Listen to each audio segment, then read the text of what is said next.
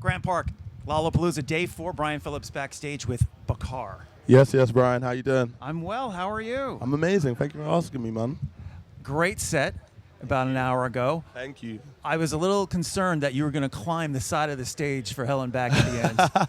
You were thinking about it. You saw it. I watched the whole set. I was really thinking about it. And then, I saw my my techie and my tour manager. I could see their eyes. And then also, I think one of the people from Lollapalooza, they kept on, doing these eye signals of just, don't. And I kept on going, I might. Yeah. Yeah, but it's a little rainy, so it could have been slippery. The stage was slippery. It was a good idea. I went halfway. Okay. Yeah. Welcome back to Chicago. Thank you. You know, what do you like to do when you're here, or when you have been here? Bro, we don't get to do nothing, man. We come in, we go to these cities, we're there for 48 hours, if that, and we leave again. And it's a real shame because I'd love to take in Chicago. I mean, yesterday I had a day. I did have a day, and I got to go to a gallery and see some art. So that was cool. Yeah. But last time I was here, actually, we were on tour and we went to had a deep dish situation somewhere. Right. So sometimes, but it is the great shame about going performing and going on tour and stuff is that you don't really get to hang around too much and get to see too much. Yeah. Well, I would think after the deep dish situation, you had a nap. Yeah. Because you need a nap after that. All that dough is crazy. Yeah. But you come back. I mean, Chicago has everything. You got your art, you got your culture, you got your restaurants, sports, everything. Yeah, So make some time. Exactly. I'm appreciative of Chicago. I feel like I've loved so much about Chicago before I even ever came here. You know, musically and creatively. So many of the things that Chicago is art, Fiesta Gates, your Virgil Ablohs, just to name a couple. So it's there's so much good stuff that comes from Chicago. It's it's incredible. Well, welcome. Thank you. And let's go back to 2018, the origin story of Hell and Back, where you were invited to go to California to work on another artist's project and to how Hell and Back developed. Tell us how it developed, the great story how this song developed. Yeah, I mean, it was it was 2019. I think it was just before COVID, so I think it's end of 2019, probably going into 2020, and I was working on a project called Will You Be My Yellow. Yeah. And I'd been invited to go work on some music, write some music. I fancy myself as a bit of a songwriter. You know what I mean? So I was songwriting for someone else, and I ended up coming up with Helen back in those sessions and kept it for myself. But yeah, magical journey, man. It's just it's had such a journey, that song, and I've gone through moments of loving it, being over it, and now I'm back in love with it. So it's it's a real journey, that song, and it's really taking on its own. It's big. It's bigger than me. It almost feels like it's not mine anymore. It has a timeless quality to it. Yeah, and that's a great piece of music. And that's what we're always trying to do. Yeah. Make timeless music. But what a journey of a song. And I think it's really inspirational for other people. It's just you just never know what's going to be the song that takes you to that next place. And when it's going to happen, how it's going to happen, and how it manifested itself. And so special how that song manifested itself. And and it almost didn't happen because there's a sample in there that you had to get cleared. Yeah. And you didn't know at first it was a sample. I didn't know. And tell us how you got the sample cleared. Yeah, the sample it was a nightmare at first, mainly just because I'd had the song done. I'd been playing it, kind of out, maybe on Instagram lives and stuff like that. And so I was just so ready for it to come out.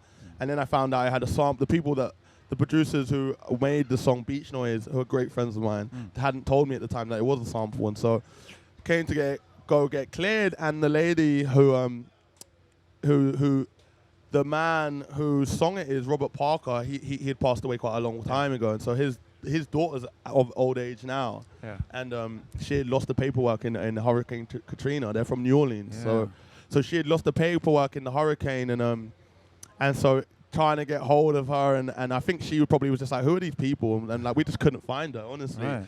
And it took months, and then we eventually had a breakthrough and got hold of her son, and he really helped us go through it. But I had written a letter. I read a handwritten letter. Yeah, I had written a letter, and literally a couple of days before it got cleared, my manager was just man, I really feel like you should, whether they see it or don't, just put this into the ether, just put this into the universe, and just. So I wrote a really passionate letter to Maple, and Maple Parker, about how much the song meant to me and how badly I wanted the song out, and if she could just take a minute to look at the paperwork. You know, we're not asking for too much. You know what? Have what you want from the song. You know, we just want it out because it felt so good. And literally within a few days of me writing that letter, they cleared the sample. So and we still don't know whether that was the reason why, but we just strongly believe in whatever the reason was. You know. Yeah.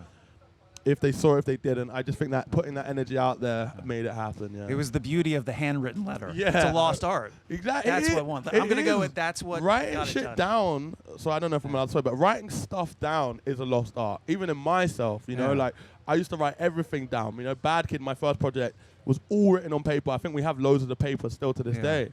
All handwritten, and then like as time goes on, I don't write much. You know, I kind of come up, I write in my head. And then I end up having to write it down after because I'm like a goldfish. I forget everything. So I'm actually trying to get back to that, you know, the notion of just like writing stuff down on paper. Like it's that's how I remember things. Yeah. Like I have a notebook. I jot notes down all the time. Exactly. And it actually makes it harder for me to remember these songs nowadays because like I'm not writing them down. So they just, you know, but whatever your process is your process. Yeah. Right.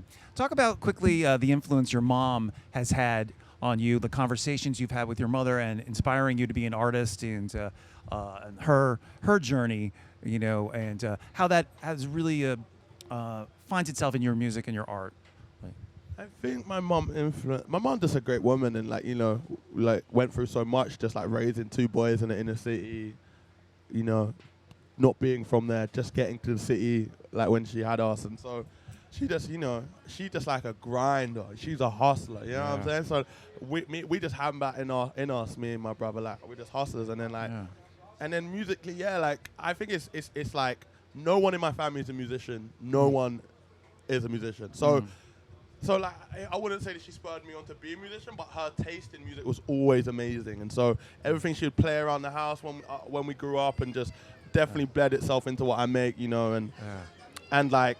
Yeah, just like really set the tone for like the type of music I was into growing up. Yeah. Or just to create and to create do something, right? Yeah, and just like you know, my mom is like she's the type of woman that just like she's like a highbrow woman that doesn't have the money to be highbrow. Okay. Who didn't? Now she does. She's lit now. But like you know before. So it's like, and I love that, you know, because it's like she was always aiming for a certain bar, you know, and like we're like that too, you know. We just like she was just like the classiest woman. You would never know that she had the least money in the room, you know. My mom used to say, if you do nothing, you get nothing. So you want something, you go get it. It's not going to be handed to you. Manifest it and like really like really like think about that and like become it and embody it. Yeah, whatever that person or thing is you want to be. Yeah. Whatever your goal is. Whatever the goal, exactly. Really enjoyed your set. Really enjoyed talking to you for a few minutes here. Bakar, Helen back, and new album coming out soon. Halo, yeah, man. Halo's coming out soon in the next couple months. Halo will be out. Alive's the first single, and I'm just getting better, man. Like I want to see just getting better at my craft, and just can't wait to share some more songs with the people. So when you come back to Chicago, day off, do all the things. Yeah, oh man. All the things. Yeah, please. I mean, maybe write a list for us and we'll write do it down. You have to write it down. Because I just want to know what's in the water, like, you know, like even between like the drill movement and like, and just so much cool stuff has come from this place. So it's just like something must be in the water. And so I just want to get out there and see what is that. Jump in Lake Michigan. It's right here. I mean, we've got enough of it today. Like, This is Bakar on Q101. Thank you, Q101, Chicago's Alternative. Thank you so much.